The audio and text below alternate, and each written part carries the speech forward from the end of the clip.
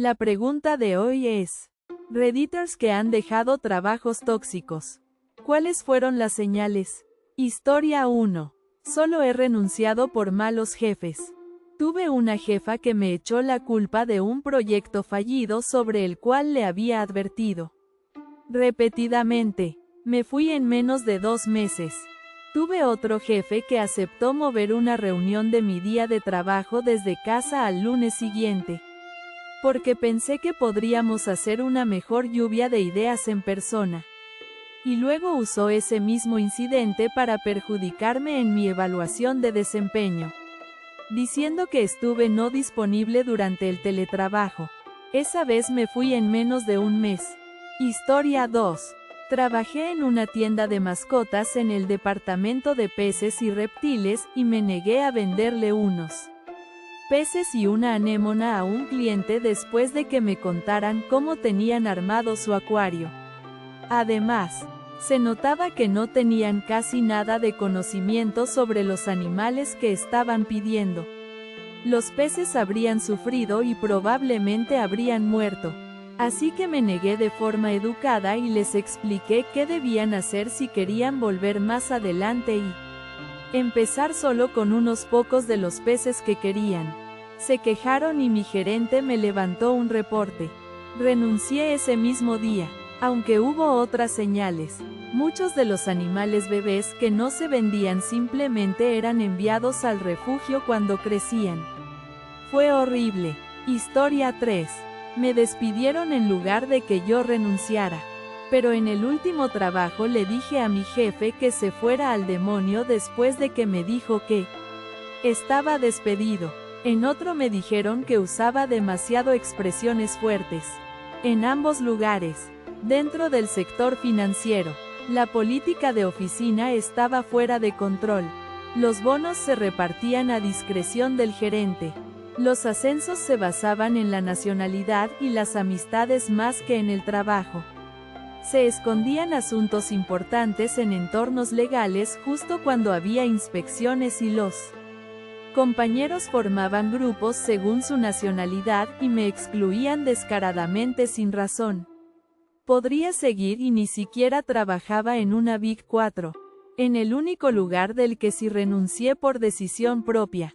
Varios empleados de muchos años terminaron con agotamiento extremo después de 20 o 30 años en la empresa. Lo peor de todo era que para ellos no éramos más que números. Una excompañera tenía un contrato temporal y además fue quien me capacitó cuando entré. Un día dejó de ir y escuché que estaba enferma. Nada grave, según decían. Más de 1 año después me enteré por otra persona de que había tenido cáncer y había fallecido. Al gerente le preocupaba más la cobertura de personal que su salud. El gerente que estaba debajo de él, que era mi jefe directo, no dio permiso a los compañeros que querían asistir a su funeral porque tenían que trabajar. Renuncié poco tiempo después de eso. Historia 4. Pago insuficiente. Trabajé durante 6 meses. Disponible 247 6 días a la semana y solo gané $1000. Era tan eficiente en mi trabajo de secretaria que terminaba lo del día en 1 hora. Mis compañeros a menudo me pedían ayuda para mantenerme ocupada y lo acababa en 20 minutos. Recursos Humanos intentó reducirme las horas diciendo que hacía quedar mal a los demás. Sí, también hacía el trabajo de RH y solo me tomaba 30 minutos. Descubrí en terapia que tengo un poco de TOC. Posiblemente soy autista y tengo TDAH moderado. Hago las cosas a la perfección desde la primera vez y siempre elijo el método más rápido para completar tareas. Además, la presión en el trabajo me hacía ir aún más rápido. No le caía bien a nadie. Trabajando en retail fue lo mismo. Normalmente cerraba caja en 1 hora. Mis filas eran largas, pero avanzaban rápido. A las personas mayores les gustaba mi fila porque las ayudaba con el cambio y no me quejaba. Mi gerente odiaba lo ordenada y limpia que era y solía desordenar mi área a propósito. Como soy maniática del orden, la limpiaba de inmediato. Jaja. Después terminé encargándome de 3 puestos. Secretaria de RH, apartado, la Yavai y el área de juguetes. Aún así, no era suficiente para mantenerme ocupada. Jaja. Renuncié cuando el acoso aumentó un año después. También trabajé como diseñadora gráfica. A menudo me recortaban el pago por errores de los gerentes que no querían perder dinero o me gritaban por trabajar demasiado rápido. Mi compañero y yo imprimíamos 50 camisetas en una hora como en una línea de ensamblaje. No toleren el acoso ni los sueldos bajos. A menos que sea lo único que les permita pagar la renta. No vale la pena. Historia 5. Primer día en el nuevo despacho de abogados. Llego y la gerente no sabe quién soy hasta que se da cuenta y dice: "Ah, debe ser parte del grupo de nuevas contrataciones.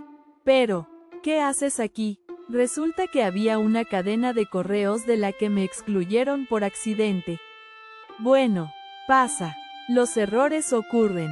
Luego la gerente me dice que aunque eventualmente trabajaré en esa ubicación, por el momento estaré de forma temporal en una oficina cercana a unos 15 minutos. Me dice: "Aquí está la dirección, no te preocupes". Pero sí es una casa. Llego a la casa y nadie abre después de tocar varias veces. Llamo a la oficina y me mandan a una línea genérica de atención al cliente de la empresa. Finalmente, alguien abre la puerta y resulta ser un equipo de construcción. Me preguntan si vengo de la oficina principal. Les digo que sí y emocionados me pasan. Me llevan al último piso de la casa y empiezan a explicarme todas las modificaciones que han hecho. En las paredes, los cuartos, los baños, etc. Estoy totalmente confundido cuando otro trabajador entra con un teléfono en la mano. Es la gerente diciéndome que si estoy en el edificio correcto, pero en el piso equivocado. Bajo al piso principal y no hay nadie. Solo estoy yo en lo que claramente era un dormitorio reconvertido, lleno de escritorios, computadoras y material de oficina. En el transcurso de una hora llegan otros 4 nuevos empleados, igual de confundidos que yo. Nos unimos a la orientación en línea con una hora de retraso porque la gerente llegó una hora tarde. Para empezar a decirnos qué hacer, a qué enlaces entrar, etc. Hasta el día de hoy no entiendo cómo esa firma sigue existiendo. Historia 6. Di clases en una pequeña universidad pública financiada por el estado en Florida. Las señales fueron: varios niveles de la administración eran mejores amigos fuera del trabajo. Si un miembro del profesorado tenía un problema con uno, los demás administradores se le iban encima. Al profesorado se le exigía cumplir reglas que no aplicaban a los cursos presenciales, a los horarios de oficina, a los resultados de aprendizaje de los estudiantes ni a la seguridad en el lugar de trabajo. Presión por parte de la administración para cambiar calificaciones y o ofrecer puntos extra a estudiantes irresponsables. El énfasis estaba en las tasas de aprobación. Trabajaba en un departamento pequeño de 4 profesores. Uno de ellos generalmente no me hablaba y cuando lo hacía apenas hacía contacto visual. Con los otros hablaba sin problema. Chismes en general. Le confié al presidente de la universidad un posible caso de acoso y represalias por parte de mi supervisor directo que llevaba años ocurriendo. Unas semanas después apareció una nota de acoso pegada afuera de la puerta de mi oficina. Entregué la nota a Recursos Humanos. RH, que era amiga de mi supervisor. Tenía acceso a cámaras de seguridad apuntando hacia mi edificio para ver quién había dejado esas notas, pero se negó a pedir que revisaran las grabaciones para investigarlo. Historia 7. Algunas de las señales para mí fueron sentirme físicamente mal solo de pensar en ir a trabajar. No hablo de no tener ganas de ir o del típico miedo del domingo, sino algo real y fuerte, como un golpe en el estómago. Sentir que voy a vomitar solo con pensarlo. Tener ataques de pánico completos. Esconderme en el baño a mitad del día, únicamente por las personas que me rodeaban. Llegar a casa y llorar casi todas las noches porque sentía una desesperación y una falta de esperanza enormes. Quiero aclarar que soy mayor, no edad Pomer, de una generación a la que definitivamente no se le enseñó a priorizar lo que era mejor para uno mismo o para la salud mental. Te levantabas, ibas a trabajar, regresabas a casa, cumplías con tus deberes y repetías el ciclo, porque eso era lo que se hacía. Mis padres siempre me animaron a encontrar algo que me gustara y que quisiera hacer, pero también me inculcaron mucho la importancia de la responsabilidad y el compromiso. Ahora tengo la fortuna de trabajar para una empresa que realmente me gusta y cuya misión apoyo por completo. Hay días en los que mi trabajo es pesado y no quiero ir. Pero incluso en los peores días amo lo que hago. Amo a mi equipo y me siento respaldado por la empresa. Me ha tomado muchos años aprender a defenderme, a conocer mi valor y a pagar derecho de piso para poder subir de nivel. Ha sido difícil y hubo momentos en los que pensé que no valía la pena. Pero puedo decir que encontrar ese equilibrio y un buen terapeuta me ha ayudado a encontrar felicidad y tranquilidad en mi trabajo. Incluso si algunos días realmente no soporto a la gente ni la forma en que actúa. Historia 8. Había muchísimo favoritismo. La gota que derramó el vaso fue cuando decidieron empezar a celebrar los cumpleaños del personal. Pero solo los de sus favoritos.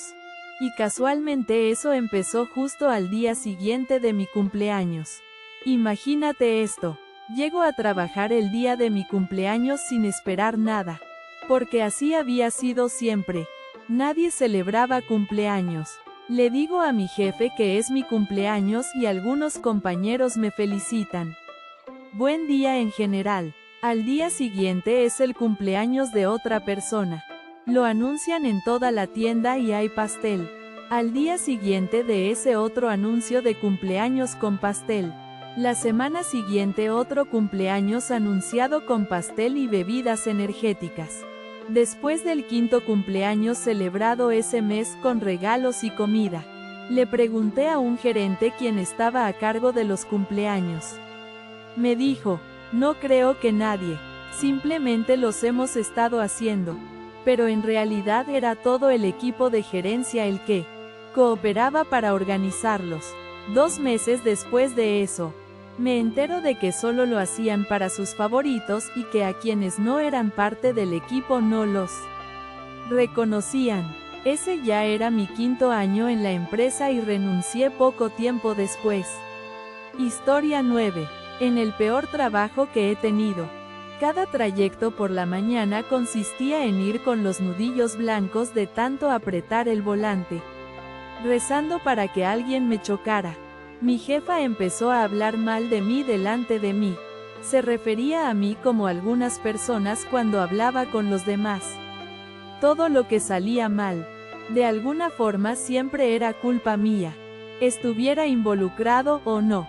Hubo un día en que ocurrió un incidente eléctrico y me gritó tanto por no llamar a los bomberos, como por no dejar que el edificio simplemente se incendiara hasta los cimientos. Eso me dañó psicológicamente durante mucho tiempo. Mi trastorno de ansiedad se volvió tan grave que no podía salir de mi casa. No trabajé durante casi 4 años. Pero me quedé porque no reconocía que esa mujer era abusiva. Me hacía sentir fatal y luego de repente me ponía unos cientos de dólares extra en el cheque. Me puso el techo de mi casa. Me llamaba su socia de negocios. Ahora conozco las señales de alerta y no volveré a tolerar ese comportamiento.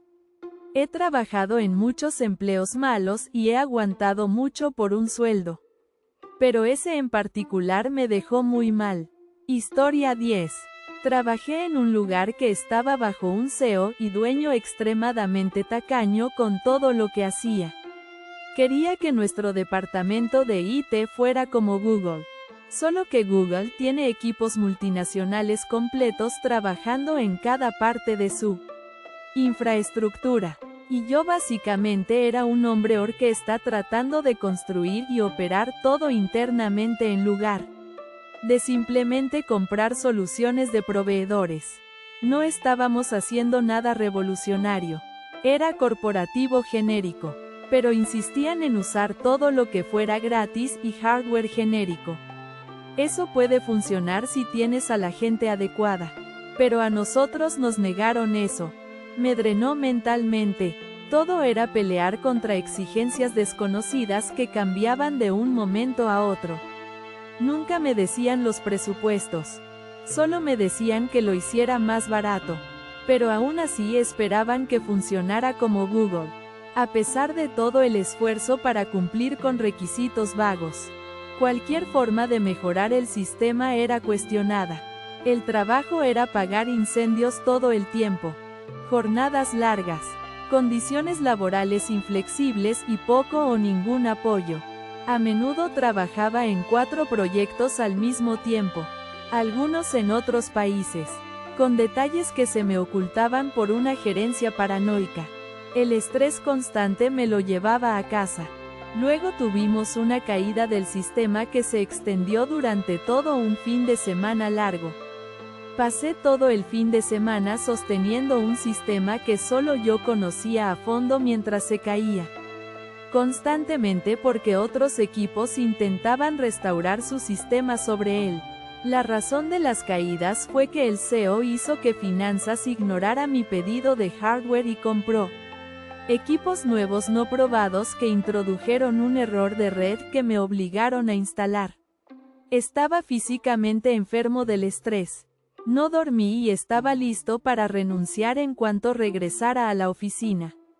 Ese fin de semana no dejaba de pensar que todo ese estrés era únicamente por la forma en que funcionaba la empresa y por cómo me hacían trabajar y que aunque había ido mucho más allá de lo esperado. Bajo esas condiciones el fracaso era inevitable.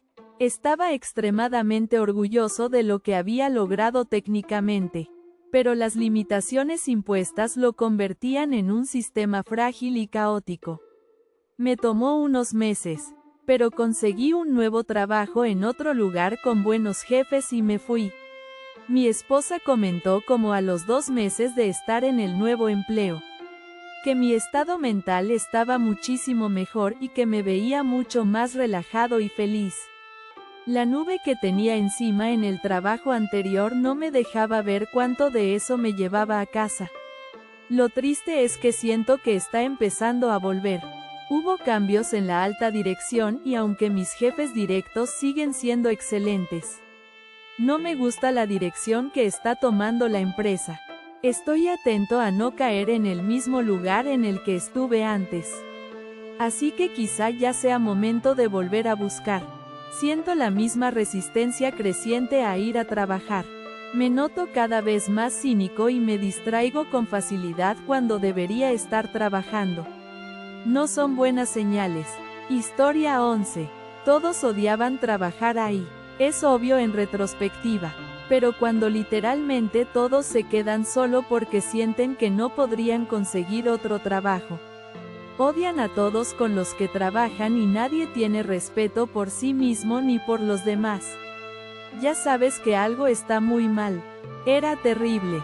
En realidad, nadie trabajaba ya. Era una oficina entera de personas haciendo el mínimo indispensable y odiándose a sí mismas por ello.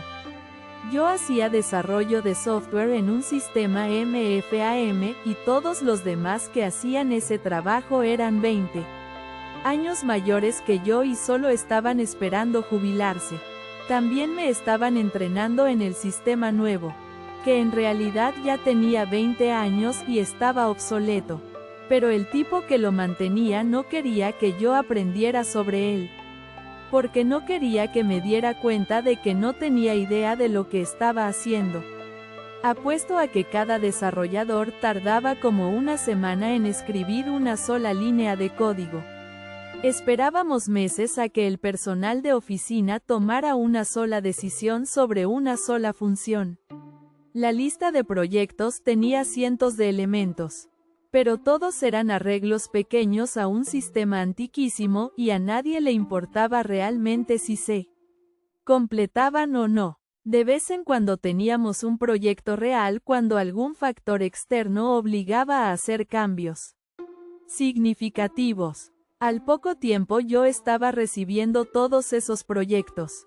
La gente me decía que bajara el ritmo porque los hacía quedar mal.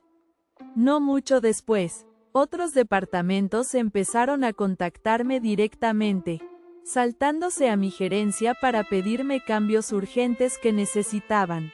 Después de un año, básicamente tenía una reunión semanal donde le decía a mi jefe qué números de proyecto necesitaba, para que coincidieran con el trabajo que ya había hecho para otros departamentos.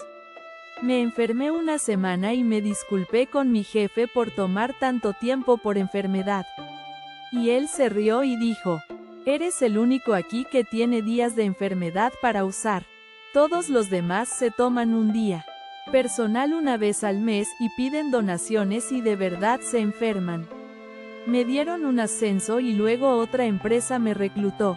Lo último que supe es que el MFAM fue actualizado por un departamento externo y a todo el equipo de desarrolladores lo rebautizaron con algo como analistas de procesos de negocio. Hablé con uno de ellos sobre lo que hacen ahora y con vergüenza me dijo: "No mucho, la verdad. Tengo algunos procesos SQL que corro en mi laptop. Pero ni siquiera nos dejan entrar al nuevo entorno de desarrollo. Todos ahí están al borde del suicidio, solo esperando que los despidan o jubilarse. La empresa no ha invertido nada en ninguno de ellos, y ninguno tiene habilidades que valgan algo para alguien más". Historia 12. Le gritó tan fuerte a un tipo que ese sujeto se fue de vacaciones y pegó una nota en la puerta de su casa diciendo que renunciaba. Esto pasó 15 minutos después de que yo empecé. Luego el dueño le dijo a un tipo que había empezado apenas 2 horas antes que podía agredir a nuestra vendedora porque ella se iba. Se enojó conmigo porque una laptop de 10 años tenía un módulo de RAM dañado y según él era mi culpa, porque yo había instalado Windows 10 7 meses antes.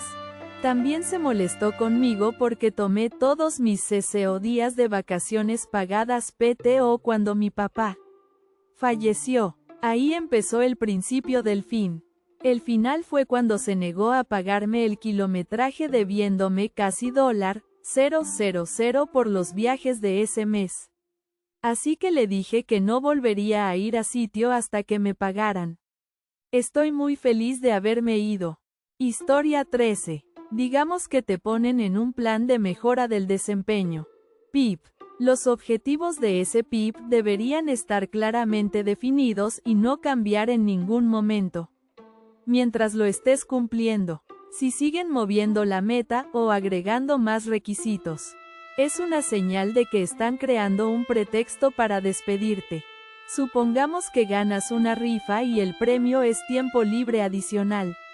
Debería haber condiciones mínimas para poder usar ese tiempo. Si existen condiciones extra más allá de las que aplican a tu tiempo libre normal, en realidad no quieren que lo uses. Si un gerente te dice una cosa y te indica que hagas algo de cierta manera y luego resulta que eso estaba mal, el gerente debería asumir su error. Si en cambio te culpa a ti diciendo que actuaste por tu cuenta, claramente no le importas. Parte del trabajo de un gerente es ayudarte a crecer en tu carrera, no entorpecerla. Historia 14. Nota: soy trabajadora social en Australia. Cuando el gerente estatal te dice que sabe que tu equipo está sobrecargado de trabajo, con poco apoyo, al límite de su capacidad y con falta de personal, pero que no van a hacer nada al respecto, solo que lo discutirán en algún momento más adelante. Tal vez lo hicieron, lo que decidieron nunca se nos comunicó. Cuando tu gerente de práctica te dice que te apoya para trabajar contigo y reducir tu carga de casos, pero luego les dice a otros líderes que te asignen casos intensamente complejos sin ninguna transición, triplicando en la práctica tu carga de trabajo. Cuando tú y otros trabajadores sociales con experiencia le explican a la dirección que las cosas tienen que cambiar o van a perder personal capacitado porque la gente se irá y ellos dicen, no pasa nada, y luego empiezan a entrar en pánico cuando los trabajadores con experiencia se queman, se van de baja por estrés con solicitudes de compensación laboral, renuncian o encuentran nuevos trabajos en otro lado, mientras se les exige mantener los KPI, gestionar casos complejos, capacitar a nuevos empleados, cubrir turnos y asumir tareas administrativas adicionales. Todo con la única ayuda de un programa de asistencia al empleado que no está diseñado para brindar apoyo a largo plazo frente al trauma. Vicario. Sí, empiezo un nuevo trabajo el próximo año. Historia 15. Trabajé una vez en un call center dando soporte para el Xbox One. Teníamos nuestra propia sala de descanso con como media docena de consolas, supuestamente para que pudiéramos jugar y así crear mejor empatía con los clientes. Suena divertido, ¿no? Sí, eso mismo pensé yo hasta que acepté el trabajo. Soy mujer y en ese entonces estaba en mis últimos 40. El Xbox One, por alguna razón, requería muchos ajustes en las redes domésticas de la gente. Yo tengo varias certificaciones en TI y redes. En las clases de capacitación, el instructor hacía preguntas y decía, cualquiera menos yo y otro colega con experiencia y credenciales similares. Porque si respondíamos todas las preguntas, los demás alumnos no aprenderían nada según el instructor. A pesar de mis conocimientos y experiencia, nunca me consideraron para ser experta del área SME, instructora asociada ni supervisora. Solo promovían a hombres de 25 años o menos. Lo vi con mis propios ojos, ya que varios jóvenes de mi grupo de capacitación fueron ascendidos. Los supervisores del turno nocturno, que era el turno en el que yo trabajaba, casi no prestaban atención a sus responsabilidades reales. En lugar de eso, se la pasaban en la sala de descanso jugando Xbox, gritando y lanzándose insultos entre ellos. Hacían tanto ruido que los clientes preguntaban si estábamos teniendo una fiesta. Nuestro departamento tenía un enorme espacio vacío en el centro de la sala con los cubículos alrededor. Entre sesiones de juego iban a ese espacio y se ponían a luchar entre ellos. Se comportaban como niños de 12 años. Estas peleas y tonterías se reportaron a la gerencia una y otra vez y nuestra área tenía cámaras que grababan todo lo que pasaba. A ninguno de los supervisores los sancionaron nunca porque siguieron haciendo lo mismo todo el tiempo que trabajé ahí. En cambio, personas que yo sabía que los habían reportado recibían llamados de atención por cosas triviales. Los ponían a prueba y a veces los despedían directamente. Era como un arrete compadrazgo entre hombres. Ojalá hubiera sido diferente, porque si iba a tener que trabajar en un call center, ese habría sido el lugar ideal. Historia 16. Cada una de las personas que conocí en ese trabajo odiaba estar ahí. Literalmente no había nadie que me capacitara sobre cuáles eran mis tareas y me dijeron que nunca le hiciera preguntas a la jefa. Y la única vez que lo hice me gritó. Yo fui la quinta recepcionista contratada ahí en el transcurso de un solo año. La jefa de uno de los centros donde trabajé me tomó como su asistente personal y me dijo que fuera a comprarle Kleenex para su oficina en mi propio tiempo y con mi propio dinero. Una nueva psiquiatra empezó a trabajar ahí casi al mismo tiempo que yo. Se fue un mes después y yo fui la única persona a la que se acercó para despedirse. Me dijo que había odiado trabajar ahí y que yo había sido la única persona amable en ese lugar. Fui acosada constantemente por un trabajador de mantenimiento que tenía el doble de mi edad. Yo era la cuarta chica a la que le hacía eso. Cuando fui a decírselo a mi jefa, me respondió, pues te vistes tan linda. ¿Quién podría culparlo? Iba por vasitos pequeños de crema del comedor tal vez una vez por semana porque el sueldo era tan malo que quería ahorrar donde pudiera.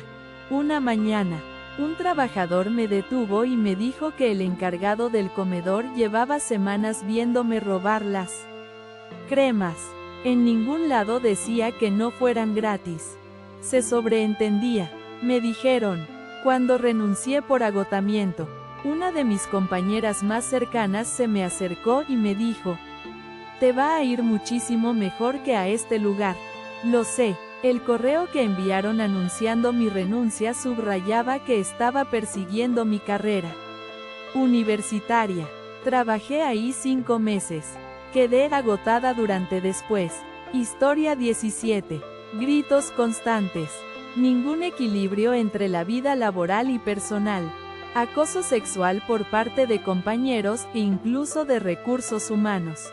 Está tan normalizado que los compañeros hombres creen que pueden susurrarte tonterías sexuales y pensar que está bien. Rotación de personal muy alta. El año pasado fue del 30%.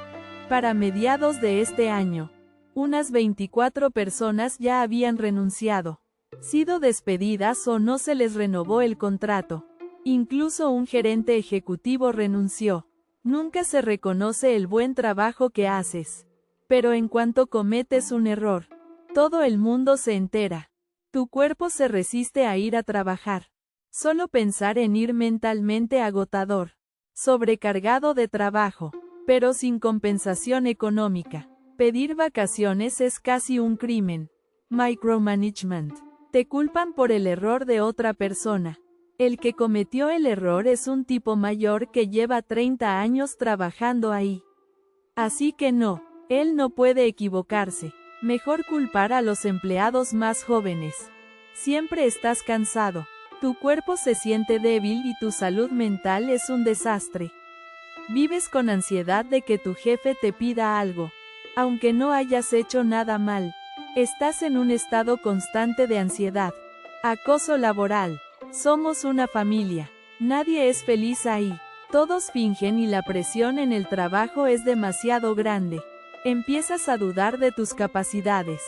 Nunca te aprecian y reconocen por el trabajo que haces. El jefe siempre te pregunta, ¿qué es lo que haces? ¿Qué valor aportas a la empresa?